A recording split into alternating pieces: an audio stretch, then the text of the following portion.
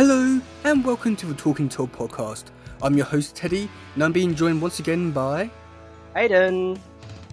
So this week we're talking about the Season 1 Episode 9, The Gauntlet from the 2012 Teenage Mutant Ninja Turtles show. And I've got a feeling this one's going to be quite interesting as I already have way more notes than any other episodes.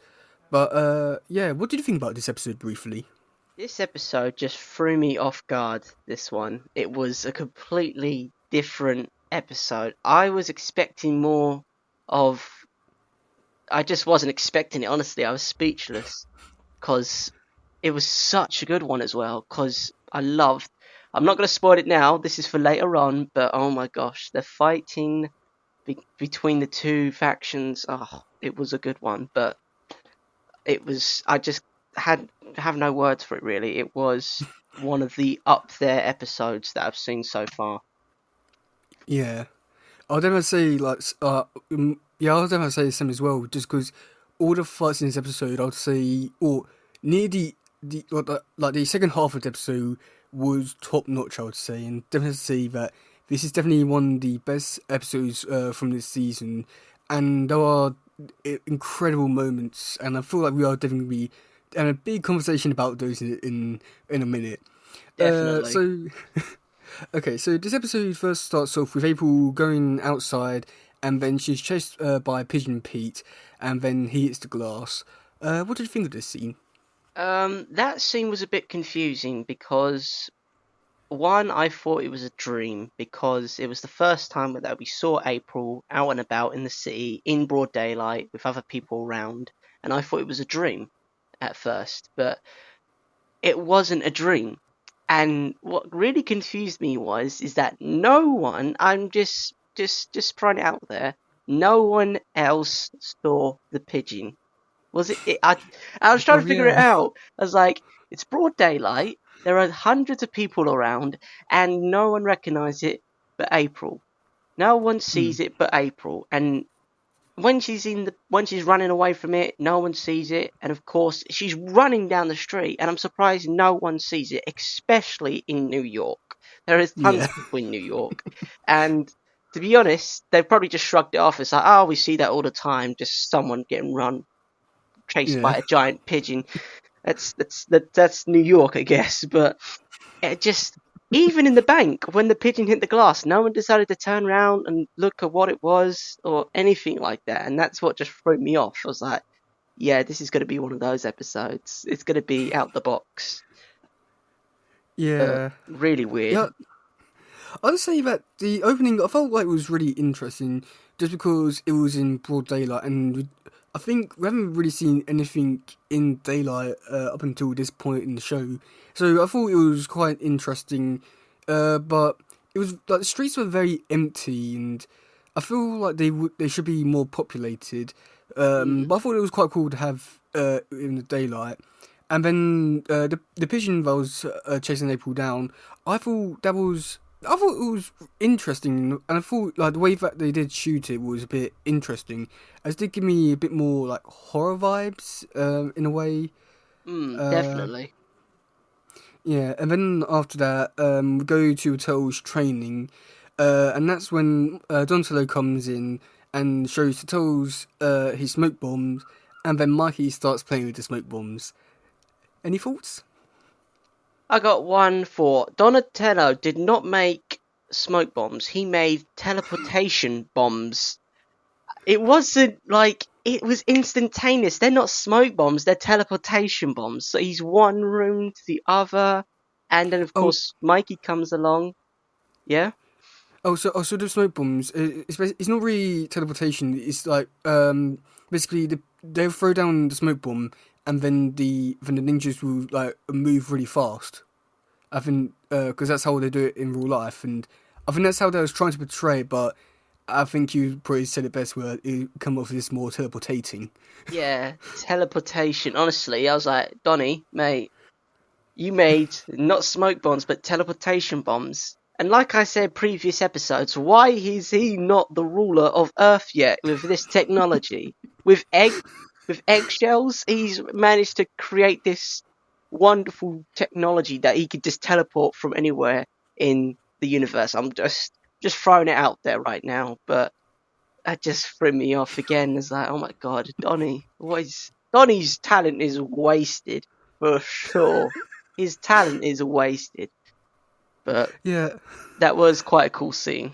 I liked it, but he's wasted. His talent's wasted.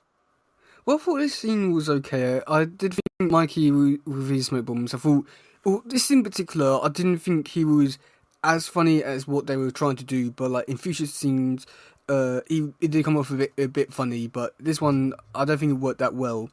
But I do have to wonder: is even though like smoke bombs are like one of the most common things that ninjas have, does Mossman not know how to make them? I mean, he grew up in the age of ninjas and stuff like that, so yeah. But after that, April comes in, and that's when the turtles, or Donnie in particular, decides to use April as bait. I don't think there was really anything in here that was um, anything to really talk about. The only thing which I will say is that Mikey using the smoke bombs to get Master Splinter and then trying to get a tissue, but then there wasn't one. I thought that worked really well, much better than when Mikey was using the smoke bombs in the dojo. And then also, and I think which I thought was a little bit weird, or I think like maybe with like how you perceive the scene, was that when Donnie said, "Oh, April," and used April as bait. Mikey said, I think it was along the lines of, I thought "You you like liked her, her. dude." Yeah, Yeah, that and he's and was that yeah, was and she said, interesting. "Yeah." So does that mean that she knows about him liking her, Well, or is it just way they perceive the scene? I'm not gonna lie, it's kind of obvious by now after everything that they've gone through together. Oh yeah. Like, it's very obvious. I'm not gonna lie. I'm not gonna say, oh no, it's just the scene, but I'm just telling you now, it's out there. Everyone Mm. knows about it. Like, even April knows about it. So I don't see much for the difference. But going back to the scene with the smoke bombs, that was a really good scene, and also the only part that was really bad for me, like this is probably the only bad scene that we're gonna go through, is Donatello's cringe phase with April. Is like, I wouldn't say it was that bad in this episode. It it was wasn't more that bad. contained. It was very contained, and he's getting better, which is really good because I can now move him up the chart a bit. So he's getting better. But this throughout it, we see the relationship develop, and I kind of like that because it's actually becoming real instead of Yeah. make believe and Donatello having wild fantasies about it, which was, I'm not gonna lie, very very cringe and Mm. throwing up a lot of red flags in my opinion. But let's see where this story goes. Let's see where this relationship and just this wild, crazy love chase goes. Let's see where it Mm. ends up. But overall, that was a quite a funny, interesting scene. I really did enjoy that. Yeah. Well, the next scene we do have Shreya talking to Chris Bradford and Zeva, and Chris Bradford gets bitten by a dog. I felt like the dog bit was a bit pointless, but when you see what happens in at the end of the episode, it's understandable why. I thought this whole scene here was okay. I just felt maybe a little bit pointless in a way. Is it? It didn't really set up too much other than what they could have like set up at the beginning instead of having April little scene there.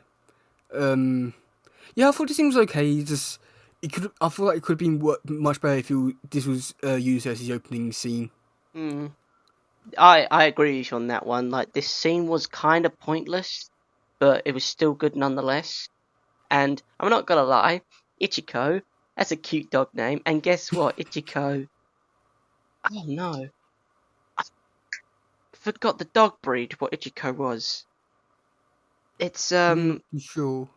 I know what it's. I forgot the. It's on the tip of my tongue. But the dog And let breed. me quickly look it up.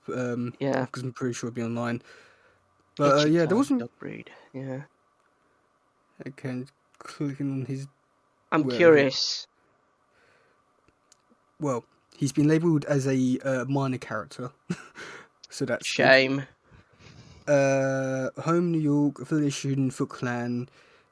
Wait, am I on the wrong? But okay, gender. Oh, species Akati Inu. Maybe I'm saying it wrong. pet Akanic Inu is the series of the Hickshoes by. Uh, oh, okay, this is quite interesting. Is he okay? So Hakusho's name is after a real life Hakusho Inu. Was known for his loyalty towards deceased owners. Um, and a dog that looks similar to him was seen barking. This is later in the episode, late season. But I could teach Inu. Hmm. I'm pretty sure I was saying that wrong. Yeah, to be honest, that's the different dog breed name that I was thinking of. So, I'm not exactly too sure on like them, but mm, I think for some reason I want to say German Shepherd, but I'm not too sure what they look like. German Shepherds are more profound, stern dog. Like they're like a canine unit. So like part of the police in canine. So they're pretty bulk dogs. They're pretty tall, and they've got brown fur. Majority of them, at least. But yeah. Okay, But well this this is an next scene. interesting topic. Talk about dogs on the Teenage Mutant Ninja Turtle program. Love it. Well, this next one's not going to be an interesting scene to talk about. April's bait scene. Oh, this scene, I've got something for this scene because this scene, I loved it. I know some others may not loved it, but I loved it because I just want to crack this one open, but I'm gonna let it right. I can't contain myself for this scene because this scene I've got such a good part for this. But what's your thoughts about this scene? Okay, well, most of this is just mainly questions. So basically, I thought the whole scene was a bit cringe. Oh, also, this might be a good time to say that on the version that we watched, there was a little scene that was missing. You know, when it suddenly went to black, and then you'll Hmm. see April screaming. There was a little bit taken out there. Yeah, But I was wondering it, what that was. it wasn't really much. It was just Pigeon Pete land on the rooftop and come down to them. But yeah, I thought the whole thing was a bit cringy. They trusted Pigeon Pete a little bit too fast. And then how did Pigeon Pete have communications with Kirby? How did Pigeon Pete escape? And why didn't Kirby escape? How did they record the message? Uh, that was all the things I wrote down for the scene. I I'm not was exactly. wondering that too. Yeah, I feel like all those questions, like ones which just more like, oh, Pigeon Pete's here, plot convenience and stuff like that. Mm. Um, I thought the scene was okay, just very cringy, but left me on wondering more questions than answers. Um, but so two questions I have for you. Okay, so first off, what do you think of Pigeon Pete? Pigeon Pete is, to be honest, I wasn't expecting it, but Pigeon Pete is it's quite a weird and bizarre character, but I kind of like him. Like his character's unique, and of course I like his voice actor. His voice suits him. Like it's some odd, it's weird, but it Yeah. suits his voice. It suits his character, which I love. And of course, Pigeon Pete, I'm not gonna lie, I thought he had pigeon flu because of the green blobs, but then we later find out that it's mutagen blobs. But to be honest, pigeon flu and mutagen, they look a bit similar in my opinion, but who's to say? Yeah, I'll say Pigeon Pete was an okay character. I've never been too big of a fan of him, but yeah. So my question is, do you think it's better to wait? Where did I put the question? Um. So Pigeon Pete was a bird. Do you think it's better to be a bird or a mutant bird that can be a human? That makes sense. I think he'll be better off as a mutant bird because one, he can communicate. Two, he has the strength and dexterity of a human. And he's got best of both worlds. He can talk and he can fly. Like, that's pretty cool. But the And problem a six is, pack. and he's got a six pack, correct. He could work on his pecs, his muscles, and by the time he's ready, he'll be pulling the whole street. Honestly, he'll be running the show. You don't want to mess with Pete the Pigeon. when he's gone to the gym, he's going to take over. I could bet he's going to take over the Purple Dragons or something along the lines, and he's going to run the streets of New York, and that's going to be a cool one. I swear, someone's already made that into like a comic or something, because I would like to see that. That would be cool. I would love to see that happen. It's How probably much out there, but I'd love to see it happen. how much like faith and hope do you have in this character? Well, I know he's a minor character. He's there, but I don't know. My imagination's going all over the place with this guy because I can see so much potential. But we'll see, but we'll see. Okay. Oh, and what do you think about this scene? Well, this 'Cause I know scene, you had- oh, this scene. I when April is acting like bait, and of course Donatello says you're not acting like bait should. Of course, April says it's like how should bait normally act? It's like, well, bait doesn't usually talk back, and that line was my favorite line out of the entire series. Like he's talking back to her, and everyone, like I had to just say, I just had to go damn. Like I just said damn. That's all I said. It's like damn. And then of course the turtles come out and said damn too. So everyone was like damn. Like it was such like that back chat. I just love that. It's probably got to be one of the best scenes that I've seen so far with April and Donatello, just as they're talking back, and it's just like this relationship sort of thing, like they're arguing, and it's yeah, just I really enjoyed that because they were just like damn, like it was very that. realistic. Mm, it was so funny to me. I just loved it. Like it's like they're talking back, and of course Donatello brings out that banger of a line. Is like, well, bait doesn't talk back, and that was just like, oh, I was like, Donny, you're burning your bridges here, mate. But go on, do it, son, do it. I just love that, honestly. That was so good. That was priceless. Like Donatello is going up that chart once again with that line.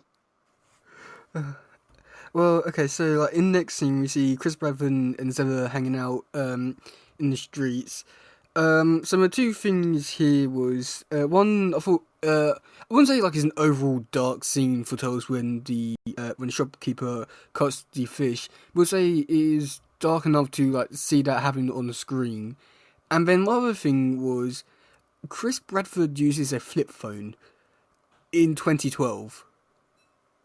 Have Yeah, you? I had my doubts about that. Is like, yo, Chris Bradford, like he's famous and he's got some money behind him. Why don't you buy an iPhone or something that isn't from like the dark age of technology? And I know some people are going to be angry about me saying that the flip phone's from the dark age of technology, but I'm not going to lie, it is. It's 2012 and people are getting iPhones. And Jesus, I've just realised something. The Turtles have better phones than Chris Bradford does. Mm-hmm. That is some weird and wacky stuff. Like, the Turtles invented the iPhone and, well, the T-phone, sorry, in this universe. And Chris Bradford's still using a flip phone from the technology of the past. I'm like, come on, Bradford, it's 2012. What a Like, boomer. what a boomer. Like, come on. Bradford, you gotta keep up with the times, man. Keep up with the new generation, you know? Mm. Even Cypher is more cooler than you now. Because he doesn't look like a boomer. He doesn't look like a boomer, but that scene was just really, really funny as well. It just pulls out a flip phone and it's like, yo, I got a message. It's like, and then Cypher's like, yo, are you using a flip phone? Like, he doesn't say it, but you know he's saying it. You just Yeah, feel it. It's like, yo, he's using a flip phone right there. Like, yeah. my guy, the Turtles have got a better phone than you have. Like, it was so funny. It was just love that. But that scene, I didn't find it too dark, to be honest, with the sushi chef chopping the fish's head off. Like, you Yeah, don't see it, but you know it was there. You know it was done. But it yeah. was a nice transition to the next scene. Well, the next scene was when Turtles infiltrate the Krang base and find April's there, and also understand why the Krang are kidnapping scientists. Mm. Uh, what's your opinion on these scenes? Well, this scene is a bit weird for me because April's a lot going along with them on this mission, and of course she wants to help. The Ninja Turtles say no, and of course in this scene you could see their bit of an arrogant side coming out of them, like Master Splinter said before they went out on the mission to capture Pete. They said he was too overconfident, and they were Mm. being arrogant in their ways, and of course not to spoil anything, but it comes back to bite them. And it's just how weird they've become. Like they're confident because, like Leo said to Splinter, they've defeated robots, aliens, giant spiders, and plant mutants. Like, okay, I would be confident in myself too, but too much Mm. overconfidence can cause arrogance, and that's what we see here in this scene.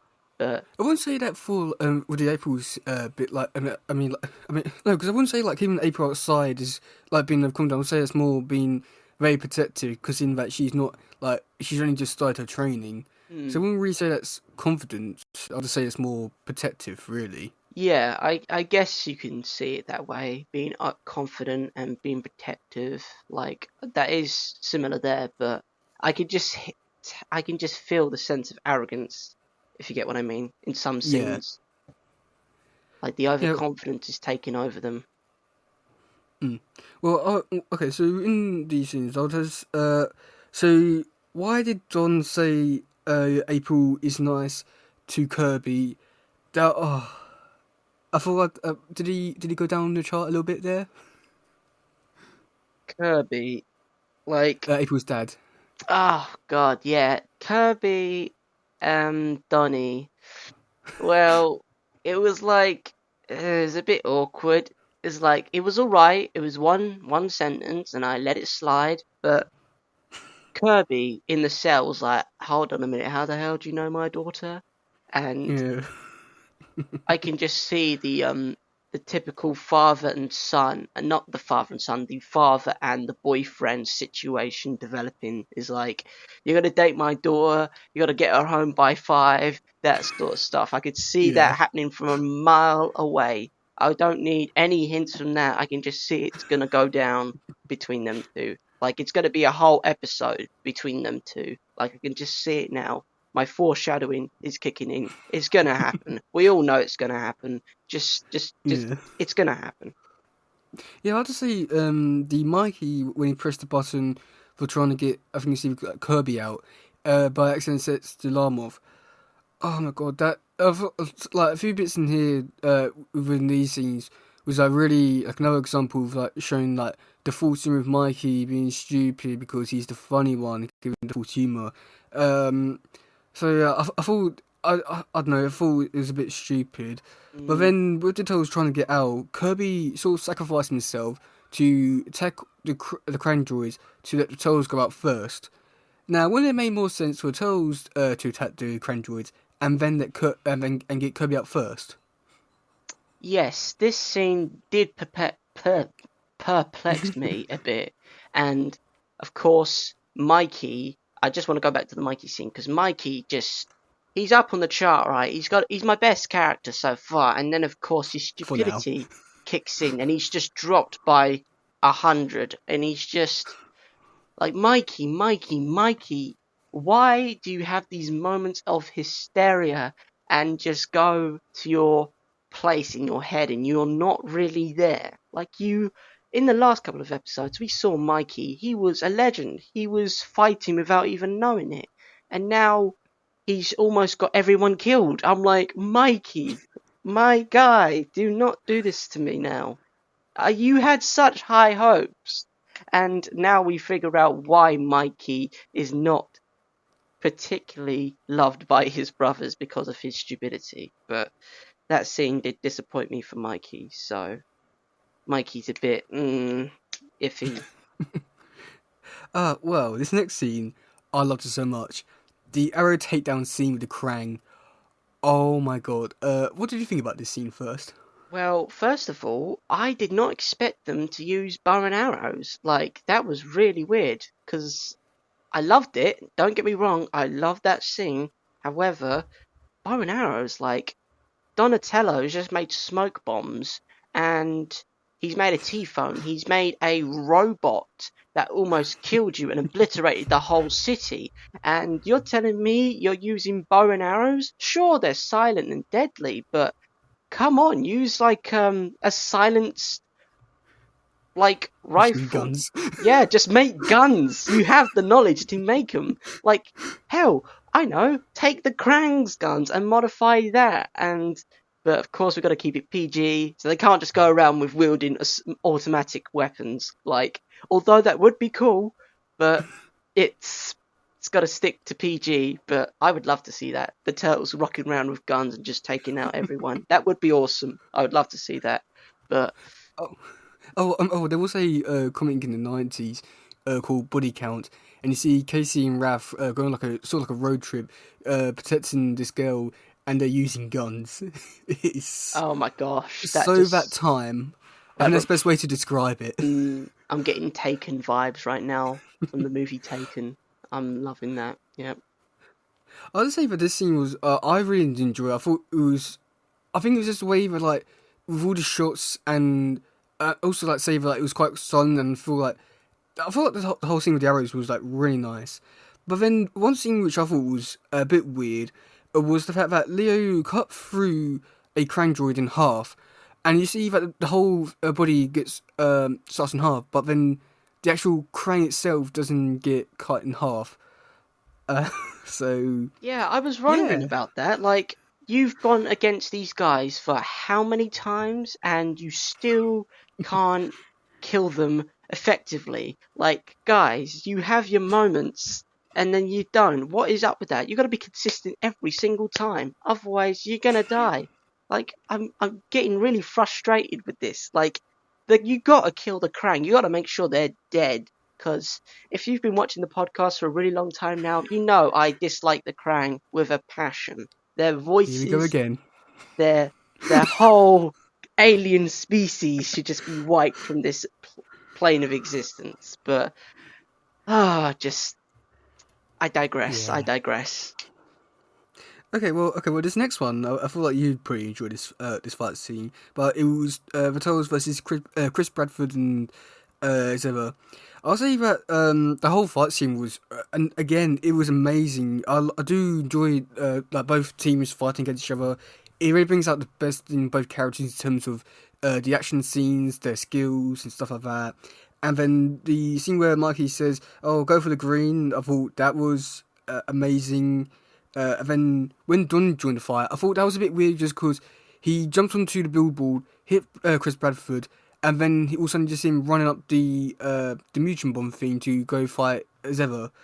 Yeah, that But was yeah, weird. I was thinking about that, but that scene though, I loved it. Particularly where the scene where Chris Bradford throws Ralph into the Motel sign, and I don't know what it was, but it just that was really cool. Where he got thrown into the sign, and of course the sign flickers and it's above the city. I just really enjoyed that scene for some odd reason. There was something about it that mm, just set something off, and just like wow, that's a good one. And then of course Chris Bradford, he's walking up the thing. It's like, why would you do that? Just why? You're going to give yourself the disadvantage, and of course they did. Like, surely you would have taken the like. I know you're getting the high ground to get a better advantage, but up there's not enough space, and where you're going to go, you can't jump from like a 40-foot drop. Like, surely you would survive, but you'd probably break your leg. But then of course Chris Bradford and Sever, they kind of kamikaze themselves, you know. They just take it yeah. honorably and they just stab the mutagen bomb and somehow survive the fall. I guess they still survived, but Well, wasn't that far from like from like the roof of the building? hmm, yeah, good point. But still, it's still quite a drop, don't you think? I think like it would hurt, but like it wouldn't be anything like broken bones worthy. Hmm. Of Um, course, the mutagen did help them help the fall, I guess. But Yeah. Oh, okay. Going off that scene, so did you like see that coming with like Chris Bradford slicing it and then getting mutated, or was you like thinking, oh, they're going to surrender or something like that? to be Because like I honest, must admit, at the time when I was watching it, I was like really surprised at it, and like I was even like even now I'd say like even though I know the outcome of what they're going to be doing, I'm still quite surprised that Chris Bradford does do that. I wasn't expecting it. I thought he was gonna do some special move, escape, or use someone's smoke bomb to disappear. But I wasn't expecting him to like. Of course, he was bred and upon the traditions of a ninja to die honorably, and we hear him say he'd rather die honorably than a coward, and that was quite interesting to hear. But then, of course, I wasn't expecting him to stab the mutagen bomb and die that way. I was like, whoa, this is very different. It was like, it was honorable, I guess, but it was like, I'm not too sure. Like, the word previously I used was kamikaze, but that's not what it is. I guess it's similar, but I'm not too sure. I wasn't expecting it. And of course, he takes down Severed with him, which, okay, is kind of a dumb move, but alright, you gotta die like brothers, you die like brothers, I guess. You ride, you die together, You ride together, you die together. It was so it was sort of that way, but I really wasn't expecting it. And of course, I thought he was dead, but like I thought he was actually dead, because sure, he was dead, but I really wasn't expecting it. Really Okay, threw me well, off. okay, well, I want to continue talking about these two. And we'll talk about the Shredder scene in a second. But what do you think of the two New Mutants? Wait, is it okay if I say the name, or do you mean to just say them as their human names? Same as the human names for now. I wanna experience like the Uh, yeah. character Okay. development. Okay. Well, what do you think of their like two designs? The designs were very weird, and of course you can, like previously with the Ichiko scene, you now know who's who. Like Chris Bradford is the giant hound dog because it looks like Ichiko, and of course Ichiko bit him. But then of course I'm trying to figure out how the DNA from Ichiko transferred into him, but that's a whole different story. And of course Sever is a fish now, and I'm like, okay, fish. I thought it would be a snake, but fish is fitting for him. But yeah, I really wasn't. The characters were really well. Well, of course, we only saw a glimpse of them, and of course, they're definitely going to be in the future episodes. So can't wait for that. But there is something odd about him. Sever, of course, something odd about Sever. Like you see him, he's like, "Help me!" He's like that, and of course, I know he just fell like about 20, 40 foot, but and then of course, Chris Bradford, he's there. He's like a giant fluffy teddy bear. That was my first thoughts on him. Like I thought he was like a teddy bear. I'm like, yeah, they didn't play out this character pretty well. But then of course I went back and saw it, and it's like, oh my god, that looks like Ichiko. And then you put the two and two together, and Harika, you got it. And that was quite an interesting scene to decipher. But overall, good character design, even though it was only one glimpse. But overall, they look pretty good, and I can't wait to Okay. see them in future episodes. Okay. Well, I've got two final scenes, and then go into Shredder thing. Okay. So the first one is that they probably should not have mutated into the dog and the fish, just because Chris Bradford didn't, even though he got bitten by the dog, and never touched the fish. The last thing they technically touched was the toes, so they probably should have turned it into turtles. Um, but one final question about this whole scene: what do you think the names are going to be? Hmm, I am no clue. I'm just, I'm just as curious. I'm thinking Sever could be Haddock. No, Haddock's a pretty weird name. That's the name of a fish, but I don't know. Havoc as like Havoc and Haddock together. Just throwing it out there, just seeing what's there. Haddock, Havoc, and then of course Chris Bradford. He got bit by Ichiko, so it could be some weird combination of the two. I really don't know, to be honest, but we'll have to see what we find out in next future episodes. Okay. Okay, well, moving on to the Shredder scene and the whole fight scene in general. What did you think about this amazing scene? The Shredder and the Turtles, like, this is the first time we see Shredder in the fighting scene with the Turtles, and I wasn't expecting it, to be honest. I really wasn't expecting Shredder to appear out in thin air and fight the Turtles. And of course, it was really good to see Shredder fighting Turtles, and of course the Turtles, sadly, like, you were rooting for them, right? You were rooting for the Turtles, but then of course you're kind of not, because you're rooting for Shredder because it's his first appearance. You're like, yes, Shredder looks amazing.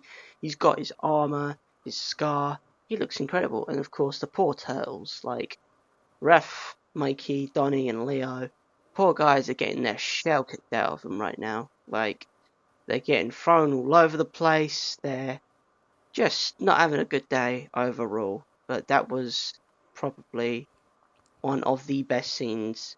It's got to be up there with my top 3 best fighting scenes so far this series. What were the other two? The other two was the first episode, with the giant plant thing, and of course the other one was it was either episode 5. Was it the first Chris Bradford one? Yes, the Chris Bradford one. Yeah. And then Makes sense. this one. But I swear there was another one, but I can't seem to. It was either 5 or 6, one of them ones, but there was another one in there. But overall, this was up there with my top best scenes of fighting so far. It was really good, really well played out, really good character design. Overall, just an awesome scene to look at and just watch overall. And of course, sorry I keep going on about it, but I love how they use the cartoon, the comic. That was good. I really enjoyed that. You also, I'd say that this whole scene was probably one of the best fight scenes in the entire show. I love Shredder's entrance in this one. Just the impact it has with him just literally just standing there. Just I'll say he walks into any room and he can always has the biggest presence there. I love that so much. But like when Toads turn around and saying, "Oh well, it's Shredder" and stuff like that, it reminds me a lot of the '87 show. Like you won't know what I'm talking about, but people who are listening, they probably will understand if you really if you look back on the scene. But like the whole fight scene. Also another thing was when Shredder was talking to the Toads in that fight scene initially. It all went through a few different voices, but still had that same voice actor. Did you notice that, or is that just me, where it sounded a bit different? I didn't notice it, to be honest. Like, of course, he had his low voice and high voice, but I really didn't see much difference in that. Sound like it's like different accents. Like when he first started talking. Yeah. I didn't notice that.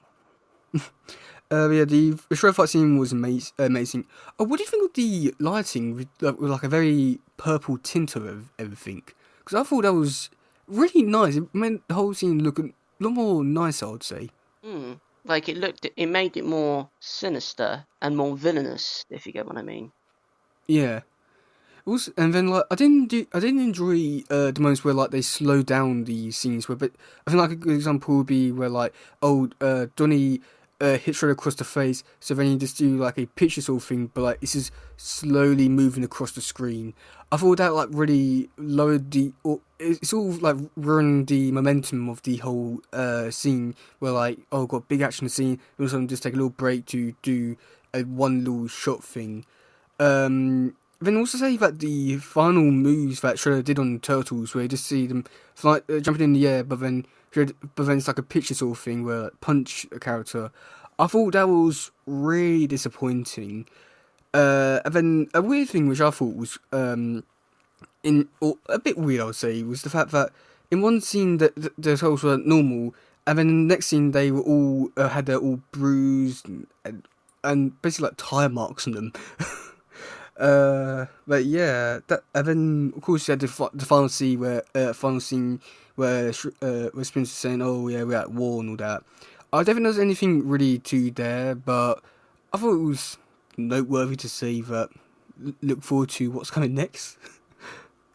Yes, I did enjoy that. Like when Shredder said we are going to war, I'm like, yes, it's on. Let's go. Let's do this. It's all coming together now. Like Krang, like not Krang, definitely not Krang. I meant Shredder, Splinter. The showdown's coming. Can't wait for that. That's what I was hoping to get out of that, but we'll just have to wait and see, I guess. Hmm. Yeah. So what do you think about this episode overall? Overall, this episode was really, really good. I thoroughly enjoyed this episode, and it's at least got to be up there with the top 10 episodes by far that I've seen so far, of course. And of course, we got so much more to decipher and look at, and we got so many episodes to see and come, and I can't wait.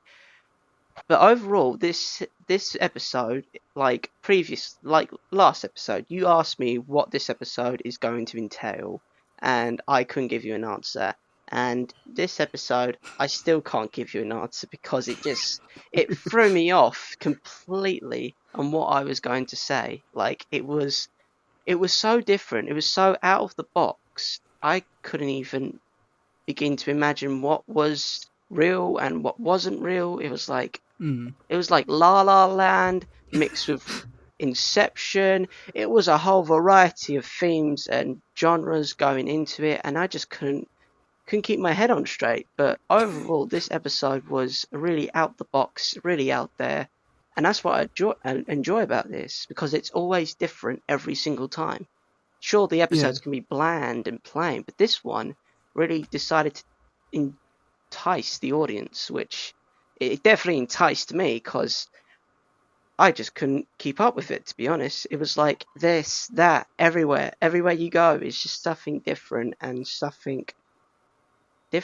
that's what I really enjoyed about this episode. Yeah, I'd say that it's all like I think like a good example would be like it does what MCU does, where like has like a formula to making every like every movie or like all Marvel movies have a formula. And I say but this TV show has their formula for making the episodes, and I'll say that like each episode does do like use the formula, but I'll say make it their own episode. Um, but yeah, I'd say that this episode was really amazing. The fight scenes alone just made this episode one of the best ones, and I do think that by having this be like a major story episode for both like the Krang and Shredder, they also help move things along. As you know, like where basically both like teams are going to be going forward with like the Krang wanting to use the scientists to like basically take over the Earth, and then you got Shredder who wants to try and find Shredder and all that. And I do think that having this episode here really is like I would say like is like a nice payoff to everything we've had so far, and I will say it's like a really good episode, like show just like where things are heading for the rest of the show and the season. But yeah, so now we do have a new section where we've got people's comments about the whole episode. So we've only got two. So this first one's from the highest velocity, and they say there was a lot of Donnie and April in that episode, which was nice. April wasn't good to Donnie, but she needs more screen time for sure, especially cool fight scenes. And Leo learns not to be too cocky, lol. I'll say mostly agree with that. That is Yeah. quite. I do agree with that one, and that is a good question. Like, I definitely agree with you with the April scenes now because April is now becoming a part of the ninja, and of course that's awesome. And I really wish April's character to develop into this female ninja because I love the female characters because they're a different take on the way of life and culture, and it's being changed and different, and how it's unique. And honestly, I can't wait for April to become a fully fledged turtle. She's going to be out there, like, she's going to be awesome. I can just see it now. Yeah. Okay, well, the next one comes from Freelance Wolf, who says, I doubt there's many people who don't like this episode. It was the first episode of the season. Okay. So he says it was the first serious episode of the season. I loved it. I loved that Toes learned a lesson and getting overconfident after their fight with Shredder, and we got a hilarious out of context frame with Mikey and Pigeon Pete, where Pigeon Pete is holding Mikey upside down. Yeah, I think I do agree with like most of that. Like saying that this is like one of the first proper major serious episodes, and I'm pretty sure everyone who has watched this episode would definitely say it is one of the better episodes from like the early parts of the show. I definitely agree with that. I definitely agree with Wolf. Like, it was a good episode because there is a lesson behind it, and I love things with lessons behind it because it teaches the audience about meaningful life stories, and I just love that sort of stuff. And of course, 100% I agree with you and how it was shown the arrogance, and of course they learnt a lesson from it. And I kind of agree with you with Mikey and Pete. Hilarious scene that was, and it was just a really good scene overall. I agree with you on that one. Okay, well, do you want to hear some trivia now? Yeah, go on then. Okay, so this episode was originally going to be titled Enter the Shredder. So yeah, Pigeon Pete is named after Michelangelo's pigeon friend from the episode What's Good? What's Michelangelo Good For? From the '87 tmnt show. This is the episode where Bradford and Zevo get mutated. I can't say those names. Shredder's dog Hutcho is named after a real-life Attic dog, known for his remarkable loyalty to his owner, even after his owner's death. The Wolf Hotel was named after Fred Wolf, an American animator of Fred Wolf Films, who was the producer for the '87 TMNT show. The Tales Battle with Shredder borrows many images from the first encounter between the first comic and I think it's like the final 10 pages where Turtles were fighting the foot and then they were fighting Shredder. The only difference is with that one was the fact that they actually killed Shredder. Leo stabbed him, then then they threw him up, then he fell off a building, and Donnie blew him up with a grenade. Jesus, that is that's Yeah. definitely that is definitely a oh my god. Blew him up with a what? Sorry, a grenade. Yes. Basically, Shredder was more or less going to die, so he decided to get a thermal grenade to blow up everyone on the building. So Donnie threw his bow staff. He fell to the ground, blew up, and then somehow the bow staff was alive, but Shredder was dead. But then somehow he comes back to life because the scientists made him into a clone out of worms. Keep in mind, this is all in the 80s. What the hell? Okay, this is a different story for a different time because this is just I could see an episode all in itself for this one. Look forward to the future of this podcast. So the fun thing is, Shredder also knew that Hamatoyoshi's allies was Splinter. Okay, so the cast for this episode, if I can quickly get it up. Okay, so with April played by Mae Whitman, Chris Bradford by Clancy Brown, Donatello by Rob Paulson, the Krang done by Nolan North, Leonardo by Jason Biggs, Michelangelo by Greg Sipes, Raphael by Sean Asantine, Shredder by Kevin Michael Richardson, Zebra by Christian Lands. We've got and then for minor characters, we got Cat Owner, Foot Soldiers, Archco, Kirby by Keith Silverstone. I'll look at him up in a minute because of all the new people, we always look them up and see what they've been in. We've got Pigeon Pete by AJ Buckley, Shopkeeper by Rob Paulson, and Splinter by Hoon Lee. Okay, so Kirby by Keith Silverstein. He was born in 1970. He's an American voice actor who works for anime series and video games. No, that's all it is on his fandom page. That's not much. Then AJ Buckley. I don't think like these two people I haven't seen in anything else, or I don't think I have, besides from Turtles. AJ Buckley, if I'm quickly okay. He was born in 1978. He's 44 years old. An Irish-born Canadian rear television film actor. He's the voice of Pete. His other roles, other notable roles, are Adam Ross in CSI NY. Oh my god, Toad in Wolverine and the X-Men. Wow. Toad, Claw, and Batroc in Superhero Squad. Oh my god, I did not know he was. That is interesting. Wow. That. I was not expecting that because. Wow. Damn, that's a lot. But yeah, that's it for this one. Do you have anything else to say about this episode? Overall, this episode was definitely out there. It was interesting, it was new, and overall an awesome episode to watch. And to be honest, I didn't have any problems except for that cringe scene, but we overlooked that. But overall, I really enjoyed this episode. Okay, well, the next episode is called Panic in the Sewers. What do you think is going to happen in that episode?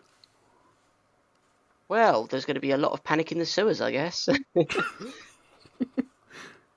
Is that really your answer for? No, it's I was just throwing it out there, but it kind of sounds like something at Panic at the Disco sort of thing, and they're taking it there to Panic at the Disco, Panic in the Sewers. There's some resemblance, but to be honest, Panic in the Sewers, there could be an ambush from the Purple Dragons or the Krang or the Foot Clan. There could be an attack on the Turtles' home base, and could go absolutely crazy and wild.